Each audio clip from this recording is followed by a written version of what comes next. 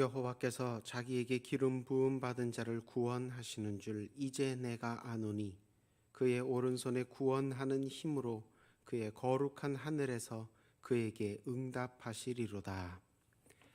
우리의 구원의 힘이 되시는 주님, 한 주간 능하신 오른손 아래 살게 하시고 능하신 오른손 아래 마무리하게 하시니 감사합니다. 말씀과 기도 가운데 아침을 시작하오니 저녁을 맞기까지 말씀의 길, 기도의 제목에서 벗어나지 않게 하시고 내일 예배의 날 주일도 은혜 가운데 잘 준비해 맞게 하여 주옵소서. 예수님 이름으로 기도드립니다. 아멘.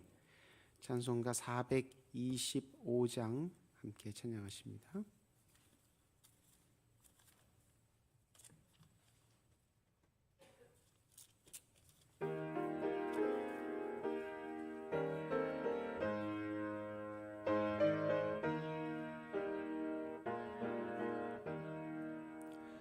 주님의 뜻을 이루소서. 고요한 중에 기다리니 진흙과 같은 날 빚으사 주님의 형상 만드소서. 주님의 뜻을 이루소서. 주님 발 앞에 엎드리니 나의 맘속을 살피시사 눈보다 희게 하옵소서. 주님의 뜻을 이루소서. 병들어 몸이 피곤할 때 권능의 손을 내게 펴사 강건케 하여 주옵소서. 주님의 뜻을 이루소서. 온전히 나를 주장하사 주님과 함께 동행함을 만민이 알게 하옵소서. 아멘.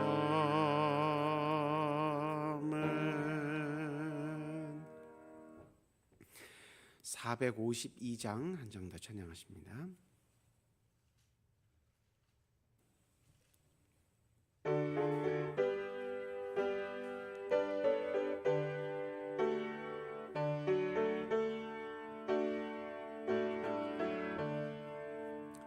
내 모든 소원 기도의 제목 예수님 닮기 원함이라.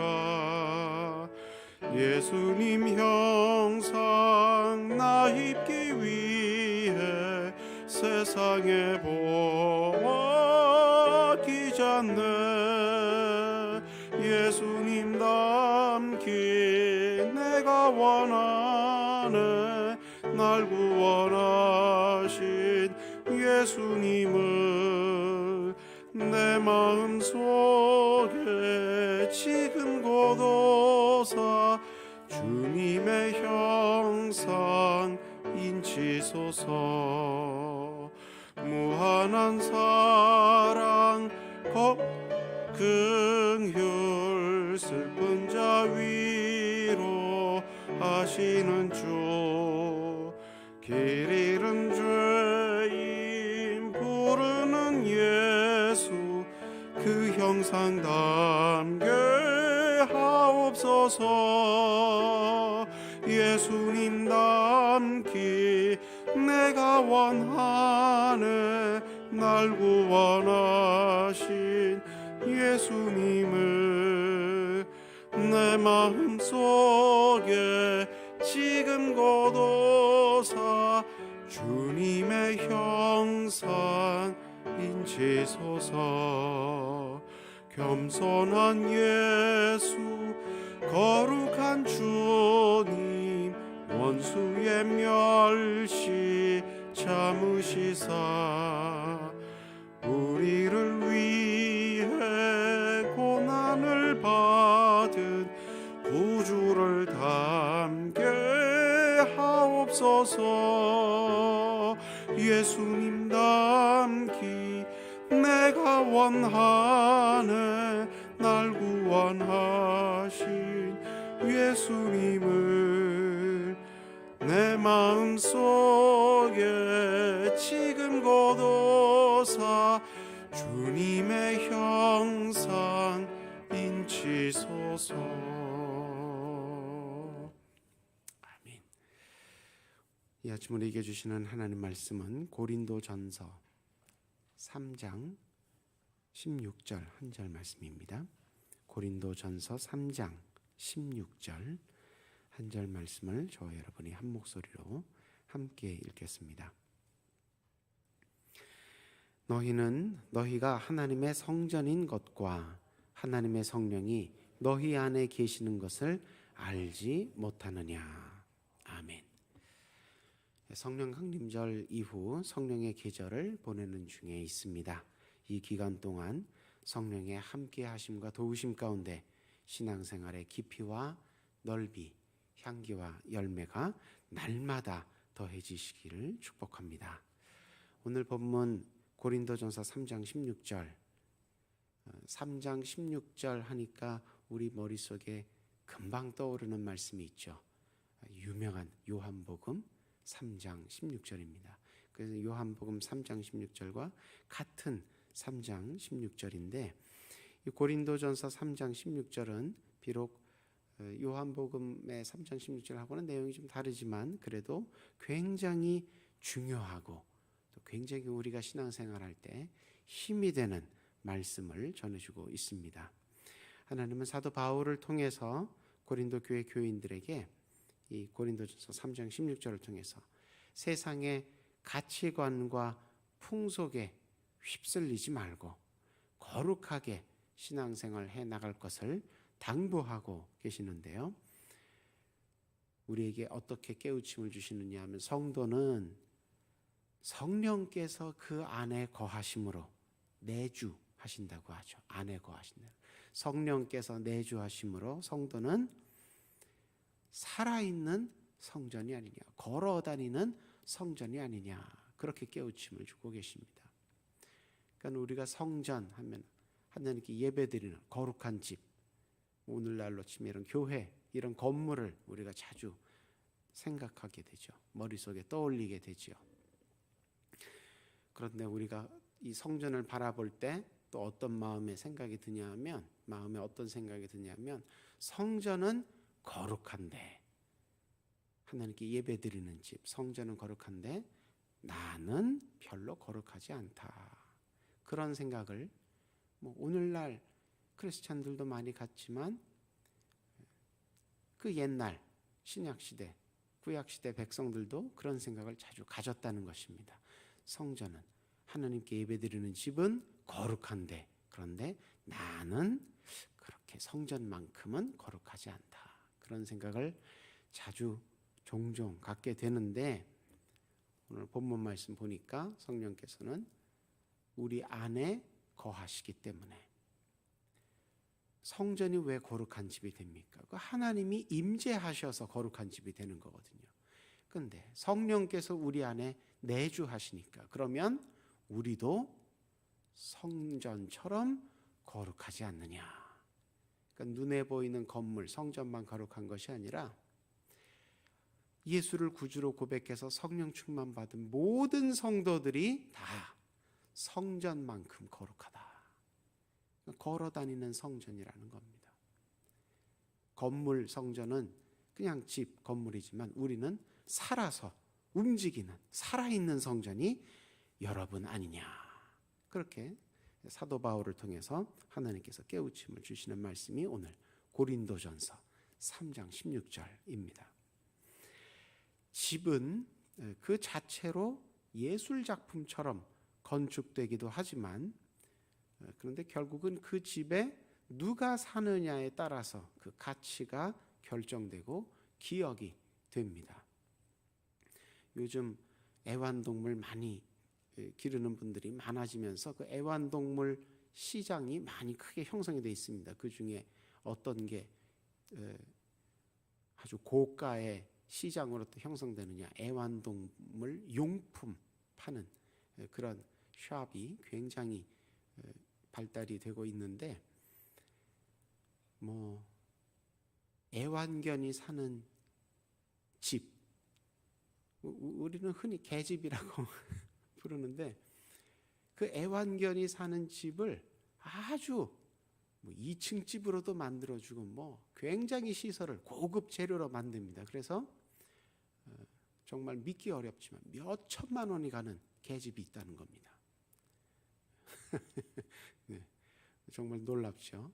애완견이 먹는 사료도 아주 고급 사료, 또 애완견이 봄, 여름, 가을, 겨울 입는 옷도 다르고 화장도 시켜주고 미용실도 데려가고, 하여튼 애완동물이 사는 집도 그렇게 아주 비싼 집, 사람이 사는 집보다도 더 비싸고 좋은 재료를 만든 그런 집을 우리가 종종 TV에서 보고, 세상에 이런 일이 뭐 이런 프로그램에서 그런 걸 보고 참 세상 요지경이구나 그런 생각이 드는데, 그런데 그 집이 아무리 좋아도 누가 삽니까? 개가 살지요. 그 개집입니다. 그래서 그런 아무리 비싸고 예쁘고 좋은 집이라 할지라도 개가 살면 개집이고, 그러나 아무리 누추해도 아무리 초가 삼간밖에 안 된다 하더라도 거기에 또 중요한 분이 사시면 그 집은 또 관광지가 됩니다. 누구누구 생가, 어렸을 적에 이렇게 가난한 집에서 태어났지만 이렇게 나중에 큰 인물이 되셨다. 그래서 또 관광지가 되기도 합니다. 그 개집에 비하면 훨씬 싸구려 집이지만 그 집에 누가 사느냐에 따라서 그렇게 달라지는 것입니다. 교회도 마찬가지죠. 전 세계에 많은 교회들이 있지만 대표적인 교회 하나만 꼽아라 하면 이 지구상에는 개신교인들보다 이제 카톨릭 교인들이 더 많기 때문에, 우리나라에서는 그렇지 않지만 카톨릭 교인들은 대번에 꼽는 교회가 뭡니까? 바티칸에 있는 베드로 대성당 딱 꼽습니다. 아주 웅장하고 큰 화려한 멋있는 건물입니다. 또 독일 사람들은 어떤 교회 건물을 하나 꼽으라면 꼽습니까? 쾰른 대성당, 이런 거 꼽습니다. 영국 사람들 같은 경우는 웨스트민스터 사원 뭐 이런 거 꼽습니다. 자기네 왕이 즉위식하는 그런 교회 건물이죠. 그러나 그런 교회 건물들이 아무리 아름답고 대단하게 지어졌다 한들 아기 예수께서 탄생하신 베들레헴의 그 마구간, 그 마구간 건물보다 그 교회 건물들이 더 앞설 수 있을까요? 여러분들 성지순례 둘 중에 한 곳 선택하라고 하면 어디 가시겠습니까? 내가 영국은 못 가봤으니까 영국 가서 웨스트민스터 사원 한번, 영국 왕들이 즉위식하는 그 교회 한번 내가 가보면 좋겠다. 그렇게 선택하시겠습니까? 아니면 그래도 우리 예수님 태어나셨던 베들레헴의 그 마구간, 거기 가보시겠습니까? 집 자체가 예술작품처럼 잘 지어지는 것도 중요하지만 거긴 누가 샀느냐, 거긴 누가 사셨느냐, 그걸로 그 집의 가치가 결정되는 것입니다. 아무리 99칸짜리 고래등 같은 집에 산다 해도 잠언 말씀처럼 가족들이 불화하고 다투고 그러면 그런 집에는 살고 싶지가, 퇴근하고 돌아가고 싶지가 않지요. 그러나 아무리 누추한 초가삼간이라도 잠언 말씀처럼 가족들이 오손도손 사랑하고 집에 들어가면 아이고 아들아 딸아 오늘 공부 잘하고 왔느냐 반겨주고 그렇게 정이 넘치고 따뜻한 집이라면 초가삼간이라도 그런 집에 가서 살고 싶죠. 신앙생활도 마찬가지입니다. 우리가 우리 능력과 우리 지혜로 아무리 깨끗하고 올바르고 뜨겁게 신앙생활을 하려고 해도 우리 안에 성령이 계시지 않으면 그 모든 노력이 다 헛된 노력이 되고 만다는 것입니다. 우리 신앙생활이 마치 빈집처럼 돼버리고 만다는 것입니다. 우리가 아무리 신앙생활 좀 잘해보겠다고 시간 들이고 돈 들이고 에너지 들이고 아무리 용을 써도 애를 써도 신앙생활은 내 노력으로 세우는 것이 아니고 신앙생활의 주도권, 신앙생활의 주권은 누가 갖고 계십니까? 성령이 갖고 계시죠. 그래서 신앙생활 잘 하려면 일단은 먼저는 성령 충만을 받아야 합니다. 그리고 그 성령을 따라서 성령께 순종하는 것이 그것이 신앙생활 하는 것입니다. 그래야 성령께 인정받게 되죠. 그래야 하나님께 인정받고 하나님 나라 들어가게 되는 것입니다. 이 구약 시대에는 주로 특별하게 선택된 사람들만이 성령을 받았습니다. 특별하게 선택된 사람, 특별하게 기름 부음 받은 사람, 선지자, 제사장, 왕, 또 왕 이전에는 사사, 시대는 사사들, 이런 사람들에게 성령이 임했습니다. 이런 사람들을 그래서 기름 부음 받았으니까 메시아는 메시아인데 우리가 예수님과 구별해서 소문자 메시아라고 부르죠. 예수님은 대문자 메시아시고 이런 소문자 메시아들, 이게 다 성령 받았던 사람들입니다. 그런데 신약 시대부터는 어떻게 됩니까? 예수를 구주로 고백하는 모든 심령마다 성령 충만을 받게 됐습니다. 아주 놀라운 은혜의 시대가 활짝 열린 것이죠. 그러니까 하나님께 구약 백성, 구약 시대보다 훨씬 더 크게 감사하고 감격하면서 신앙생활을 해야 하는데, 그런데 참 아이러니하게도 이 성령과 은혜가 구약 시대만큼 그렇게 희귀하지 않게 되니까 오늘날에는 어떤 부작용이 생겼느냐? 성령 받는 거, 은혜 받는 거를 그렇게 귀하게 여기지 않는 이런 또 부작용이 생겼습니다. 기도하면 다 들어주시는 거 아니야? 예전에는 하나님께 함부로 기도를 못했죠. 하나님께 함부로 기도를 못하니까 누굴 찾아갔습니까? 제사장을 찾아가고. 어디를 찾아갔습니까? 성소로 찾아가고. 그렇게 힘들게 예배드리고 기도드렸는데 이제는 내가 있는 곳 모든 곳에서 어느 처소에서든, 더군다나 하나님을 우리는 뭐라고 부릅니까? 구약시대 백성들과 달리 아버지라고 부르잖아요. 아버지라고 부르면서 어디서든지 기도하면 어디서든지 성령 충만받고 은혜 받을 수 있게 됐는데, 구약시대 백성들보다 기도 더 열심히 하고 계십니까? 예배 더 절기를 지켜 힘써 여호와 앞에 나아오고 계십니까? 현대 크리스찬들이 그럽니까? 아이고, 그렇지 않습니다. 그러니까 이게 부작용인 거예요.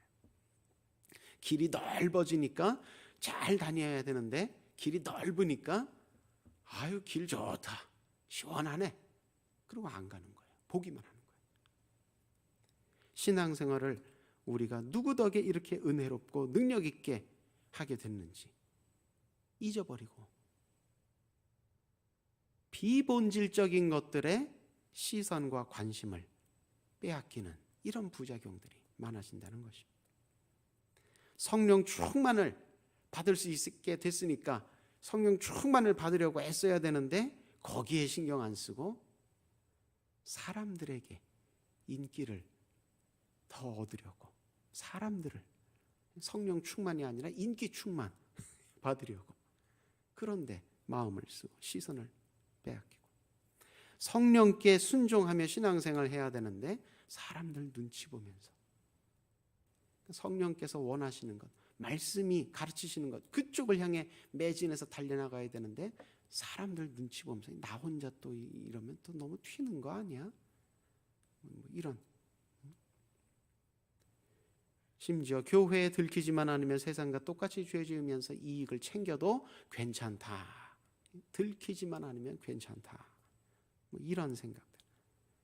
그런 생각들 가지고 살다 보니까 세상에서 어떻게 살게 됩니까? 나중에는 오히려 세상 사람들이 놀랄 정도로, 세상 사람들이 혀를 내두를 정도로 세상보다 더 이악스럽게 그렇게 사는 사람들이 또 생겼다는 겁니다.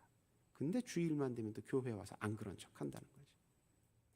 이게 오늘 본문 말씀에 비춰보면 다 어떤 겁니까? 자기 안에 들어와 계신, 내주하고 계시는 성령을 잊어버린 겁니다. 자기가 거룩한, 살아있는, 걸어다니는 성전인 줄 잊어버린 겁니다. 성령을 무시하는 겁니다. 성령께서 야, 말씀대로 이렇게 해야 된다, 감동을 주셔도 아이, 요즘 그렇게 누가 합니까? 이렇게 해야지. 성령께서 주시는 말씀의 감동, 깨달음을 무시하면서 자기 뜻대로 세상 따라 사는 거예요. 그러니 어떻게 됩니까?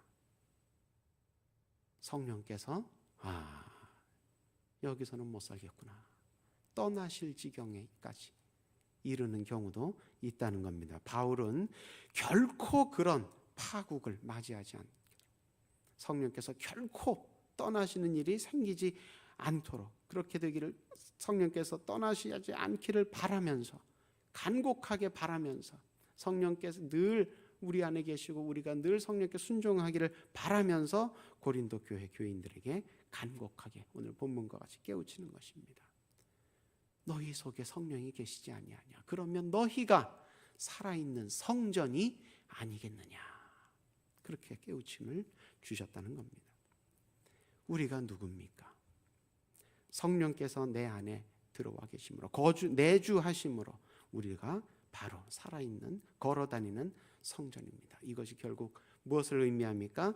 세상 사람들은 우리를 보고 하나님이 어떤 분이신지, 예수님이 무슨 일을 행하셨는지 간접 체험을 하게 된다는 뜻입니다.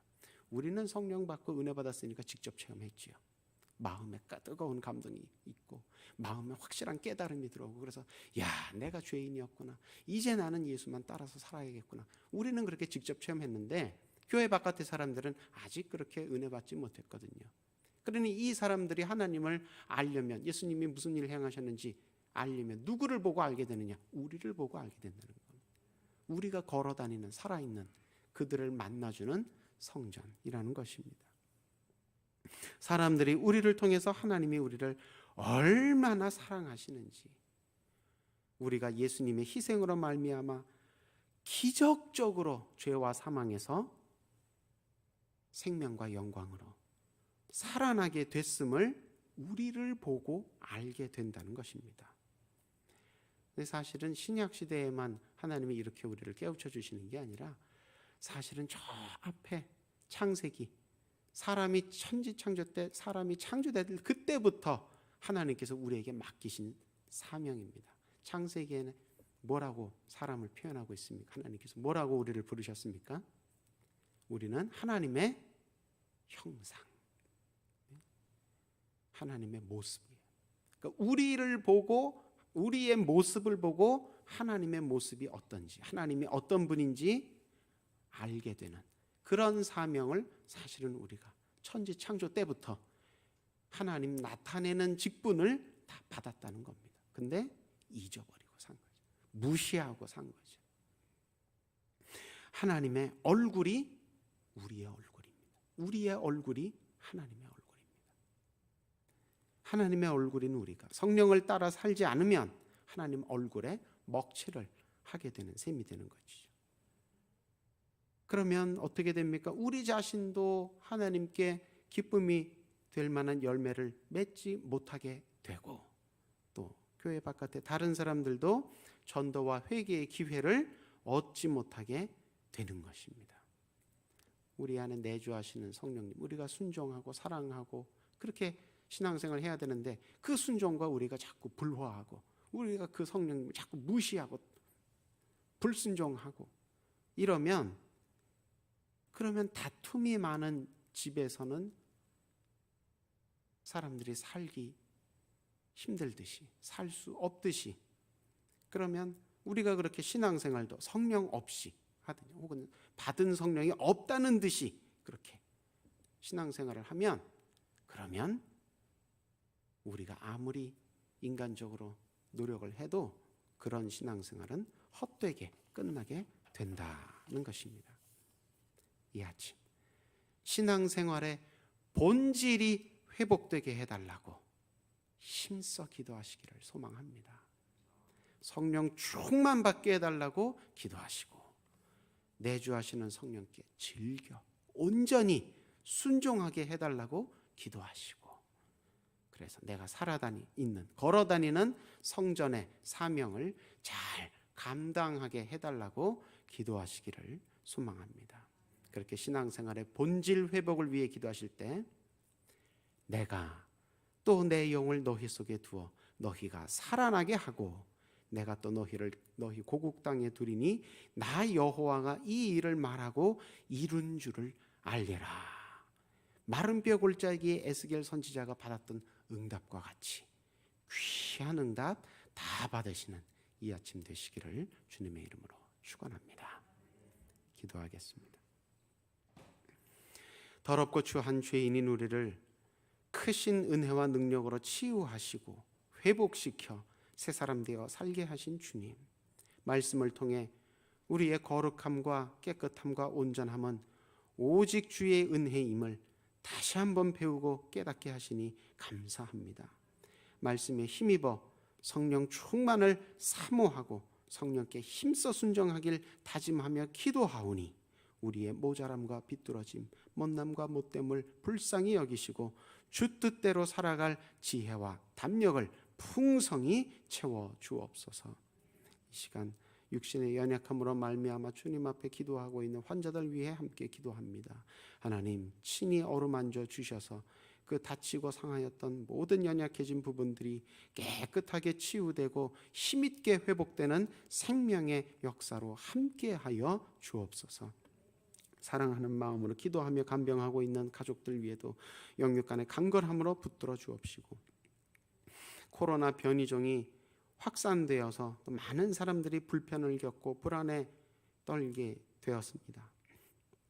하나님, 이 질병이 속히 우리 가운데서 뿌리 뽑힐 수 있도록 교회들마다 더욱 기도하게 하여 주옵시고, 또 많은 의료 당국자, 의료진, 관공서 당국자, 자원봉사자, 많은 사람들이 이 질병과 싸우느라 매진하고 있사오니 지혜와 능력을 더하여 주셔서 이 질병과 잘 지혜롭게 싸워 극복할 수 있도록 걸음을 인도하여 주옵시고, 이 질병이 끝나는 날 우리의 힘과 노력이 아니라 재능과 지혜가 아니라 하나님께서 도와주셔서 이길 수 있었노라 입술에 귀한 믿음의 고백, 선교의 열매 맺어지게 하여 주옵소서. 코로나로 인하여서 많은 교회들이 힘을 움츠려 들었을 때에 하나님, 신천지와 같은 사이비 이단들이 우리 가운데 많이 돌아다니며 많은 성도들의 영혼과 가정을 훔치려고 틈을 노리고 우리를 힘들게 하였었습니다. 하나님, 교회가 힘있게 복음의 빛을 비추며 다시 일어서게 하셔서 신천지를 포함하여 많은 현대인들의 마음을 흔들고 빼앗고 멸망시키게 하는 악한 삿된 세력들이 말씀의 빛 앞에 다 쫓겨나가고 많은 영혼들이 하나님 앞에 돌아와 귀한 생명의 잔치, 은혜의 나라로 들어가게 되는 귀한 열매 맺어지게 하여 주시옵소서. 미얀마와 우크라이나와 같이 불의한 군대로 인하여 많은 사람들이 눈물 흘리며 하나님 앞에 도움을 호소하고 있는, 부르짖고 있는 지역들이 아직도 많이 있습니다. 하나님, 그 모든 곳마다 처처소소에서 울려 퍼지는 기도의 소리를 들으시고 하늘에서 응답하사 큰 은혜와 큰 능력으로 저들을 감싸 안아 주셔서 다 하나님 앞에 영육간에 구원받는 귀한 생명의 역사가 그 땅, 그 민족들 가운데서도 일어나게 하여 주옵소서. 새 담임 목사님 청빙을 위하여 온 교회가 기도하고 있는 중에 있습니다. 귀한 목자 보내주실 때에 믿음으로 기도로 잘 준비하여 맞이하고, 그래서 합력하여 선을 이루어 이 말세지말에 귀하게 쓰임받는 우리 교회 되게 하여 주옵소서. 하나님 앞에 기도의 제목들이 있어서 물질과 함께 심습니다. 359번째 기도하며 심사오니 이 물질이 쓰이는 곳마다 하늘에서와 같이 땅에서도 하나님의 뜻이 이루어지는 놀라운 은혜의 역사가 일어나게 하여 주옵시고, 그 기도하며 바친 손길 위에도, 그 모든 마음의 기도의 제목들 위에도 하늘에서와 같이 땅에서도 하나님 뜻대로 이루어지는 놀라운 은혜의 열매들이 풍성하게 되게 하여 주시옵소서. 오늘 하루를 주님 앞에 온전히 맡깁니다. 내일 주일도 복되고 기쁜 예배의 날로 맞이할 수 있도록 잘 준비하게 하여 주옵소서. 예수님 이름으로 기도드립니다. 아멘. 하늘에 계신 우리 아버지, 아버지의 이름을 거룩하게 하시며 아버지의 나라가 오게 하시며 아버지의 뜻이 하늘에서와 같이 땅에서도 이루어지게 하소서. 오늘 우리에게 일용할 양식을 주시고 우리가 우리에게 잘못한 사람을 용서하여 준 것 같이 우리 죄를 용서하여 주시고 우리를 시험에 빠지지 않게 하시고 악에서 구하소서. 나라와 권능과 영광이 영원히 아버지의 것입니다. 아멘. 자유롭게 기도하십니다.